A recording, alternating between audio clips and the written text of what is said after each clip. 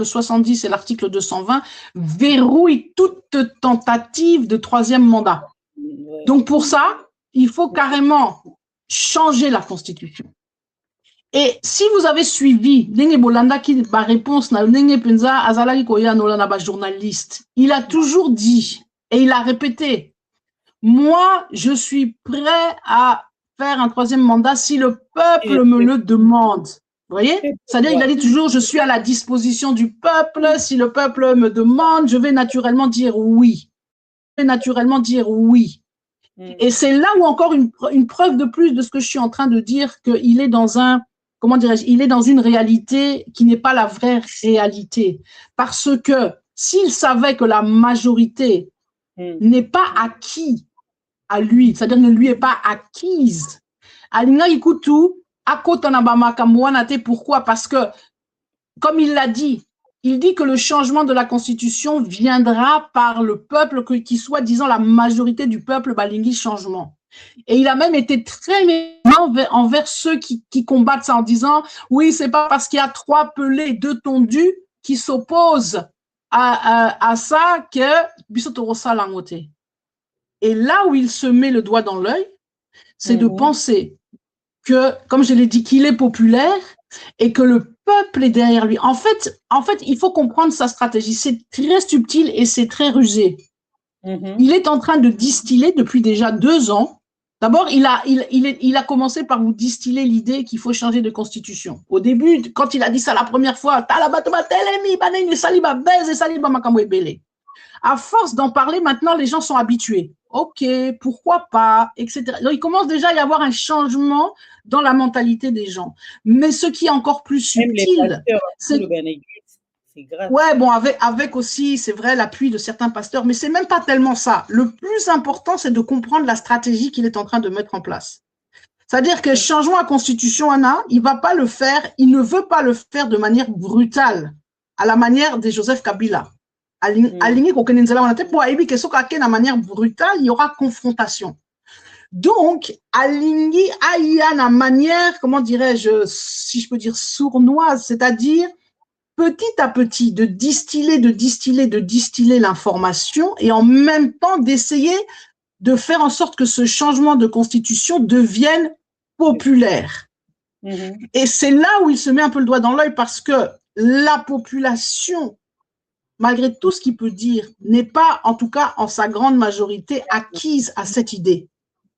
Mais lui, il essaye de jouer sur cela parce que, comme je l'ai dit, aligné à apparaître, en fait, c'est très subtil. Donc, il va non seulement installer le glissement, parce que le glissement est Koya. Déjà de 1. Je vous ai dit, rappelez-vous, hein, je vous avais prévenu, je vous avais dit qu'il n'y aura pas d'élection en 2028. Naïbsa qui binote? Naïbsa qui binote, la dernière émission, tout ça là, que je vous ai dit, attention, stratégie à président, ils ont boyé, il y a quand on a eu je vous ai dit que Bango, Balingi Batika la pouvoir, Balingi Balé, Kakutu, Mobutu. Si vous demandez, vous parlez avec les gens de l'UDPS, ils vont vous dire, on est là, on va faire plus que Mobutu. Mobutu a sali 32 ans. Donc déjà, il faut comprendre que la stratégie à Otika là. Mais Sikoyo, le problème, c'est comment mettre sa stratégie en œuvre. C'est là où il faut bien comprendre les finesses et les rouages. C'est-à-dire, comme je l'ai dit, la Ninga Lingi Penza et Salama, il veut le faire passer en douceur. D'abord par le glissement. Et là, il vous a prévenu. Hein, il a dit que si en 2028, le Nord et le Sud qui vous et Zalara libérés, il n'y aura pas d'élection. Est-ce que Boyoki, ça vous rappelle pas 2016? Soyez un peu, là. Donc déjà, de 1, on est déjà au courant qu'en 2028, l'élection est au Salama. Et la deuxième chose, c'est l'incohérence parce que lorsque vous suivez, il vous dit d'un côté, il n'y aura pas d'élection tant que le Nord et le Sud Kivu n'est pas libéré et les autres territoires. Mais de l'autre côté, il est en train de vous parler d'un référendum parce qu'il a dit pour que la Constitution soit changée, ça va passer par un référendum. À cause soumettre et l'Okwana un référendum. Mais maintenant, Maman Gisèle, explique-moi. Comment tu peux faire un référendum dans un pays occupé et en même temps ne pas faire d'élection dans un pays occupé? C'est-à-dire que pour faire des élections, le pays est occupé, Nord, Sud, Kivu, donc comme c'est occupé, on ne fait pas d'élections. Mais pour faire le référendum, comme par hasard, là, on peut faire le référendum. Il y a plus, le pays n'est pas occupé. Donc, vous voyez, ce qui pensa beau analyser. C'est pourquoi je dis toujours, avec Félix, ne le sous-estimez pas. Ne faites pas l'erreur qu'a Zoba. Il faut bien analyser. Au moins, c'est souvent, Félix vous fait passer les messages les plus importants de manière la plus anodine. C'est souvent lors d'une petite phrase. Moi, phrase ya souka. Moi, que là, il vous donne, parce que quand vous regardez les commentaires, par exemple, sur la conférence de presse, personne, par exemple, ne soulève cette histoire-là qu'en 2028, il n'y aura pas élection. Les gens sont focalisés sur la Constitution, le changement de la Constitution, la guerre, l'occupation, etc. C'est bien. Mais en fait, je vous dis que c'est une stratégie subtile qui est mise en place pour pouvoir… En fait, lui, Alingui a réussi, et là que Joseph Kabila a réussi ça quitter. Lui, s'est mis comme objectif, moi, je vais réussir là où Joseph Kabila a échoué. Donc, nous devons nous attendre à qu'il n'y aura pas d'élection en 2028, que de deux, il y aura changement de constitution pour pouvoir permettre le troisième mandat. Wow. Et c'est pourquoi il faut vraiment toter les mélas. Et là, parce que, vous voyez, la subtilité, dans la conférence de presse, quelqu'un a soulevé ça, lui a dit, mais pourquoi vous voulez toucher à la Constitution? C'est parce que vous voulez rester au pouvoir. Regardez la réponse que le président a donnée. Il a dit quoi? Il n'a pas dit non, Bokosi. Il a dit, mais pourquoi vous êtes toujours dans le soupçon? Pourquoi vous soupçonnez toujours le mal? Pourquoi vous pensez toujours que non, si on veut faire quelque chose pour Namboka ou bien Eloka Malam pour Namboka, il y a toujours des intentions cachées derrière. Vous voyez déjà, il est en train de travailler votre mental. On appelle ça de la manipulation. C'est-à-dire qu'elles ont travaillé mental pour vous faire croire que finalement, changement de la Constitution et Zalakailo comme l'âme. Et là où moi je dis à ceux qui rétorquent, oui, pourquoi vous lui prêtez des mauvaises intentions et tout, moi je dis, s'il avait mis ça en place dès le début, un président qui arrive au pouvoir, si dans sa première année, il veut remettre, il veut toucher aux institutions ou bien à la Constitution, je pourrais encore lui donner du crédit que oui,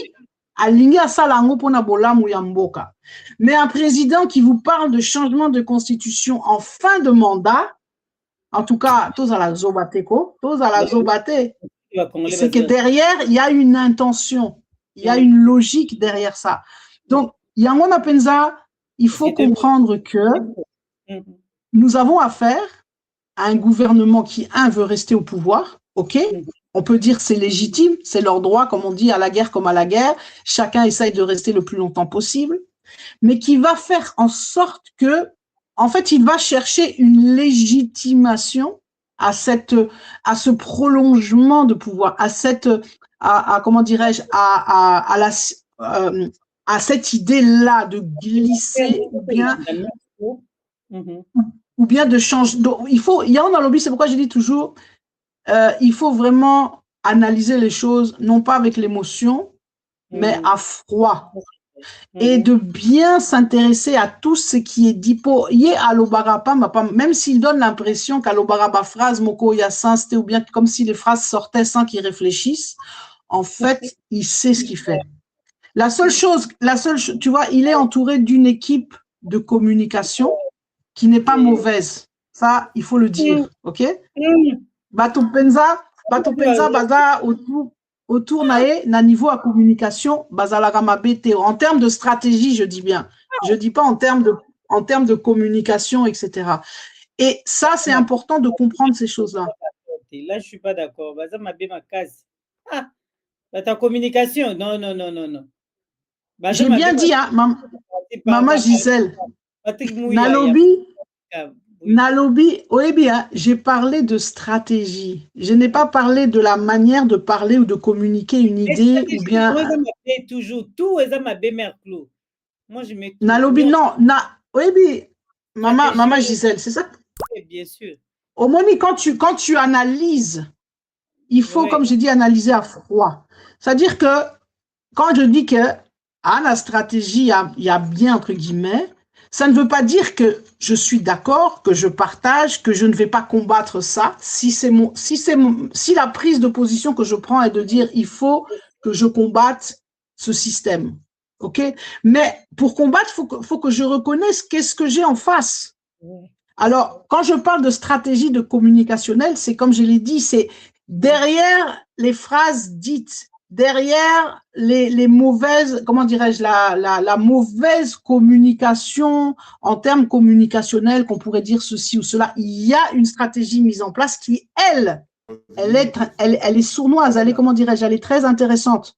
Et elle n'est pas, comment on peut dire, elle n'est pas nulle en soi. Elle est bonne en soi, mais si on ne se lève pas contre cette stratégie, effectivement, elle pourra peut-être réussir.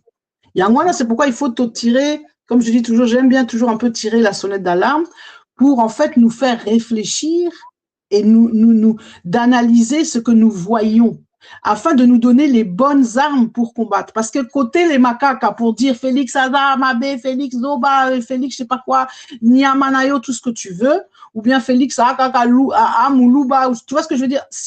Faire ça, c'est complètement improductif. Ça n'amène que débats stériles, querelles, qui finalement, dans le concret, il n'y a pas, et quoi amener changement.